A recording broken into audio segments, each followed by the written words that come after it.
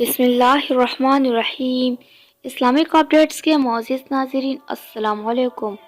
ام المؤمنین حضرت خدیجہ الکبریٰ رضی اللہ تعالیٰ عنہا کی وفات کا واقعہ ابو طالب کی وفات کا صدمہ تازہ ہی تھا کہ غم کا ایک اور پہاڑ ٹوٹ پڑا، یعنی جان دو عالم کی اولین رفیق حیات ام المؤمنین خدیجہ الکبریٰ 25 سالہ خوشگوار رفاقت کے بعد آپ صلی اللہ علیہ وسلم کو داغ مفارقت دے گئی۔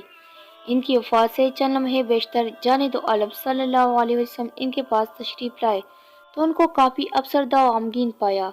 جان دو عالم سمجھ گئے کہ میری وارفتہ محبت رفیق حیات کو زندگی کی آخری لمحات میں مجھ سے جدائی کا غم کھائے جا رہا ہے، اس لیے ان کی تسلی کے لیے فرمایا، تجھے اگرچہ سب کچھ ناگوار گزر رہا ہے، مگر انسان جس چیز کو ناگوار سمجھتا ہے کبھی اس میں اس کی بلائی مستور ہوتی ہے۔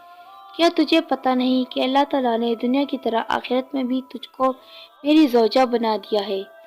سیدہ خدیجہ رضی اللہ تعالیٰ عنہا کے لیے اس سے بڑی بشارت اور کیا ہو سکتی تھی؟